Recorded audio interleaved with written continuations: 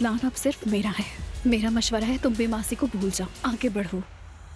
बच्चे को रखना चाहती है वो, लेकिन ये साफ है कि वो मुझे नहीं चाहती।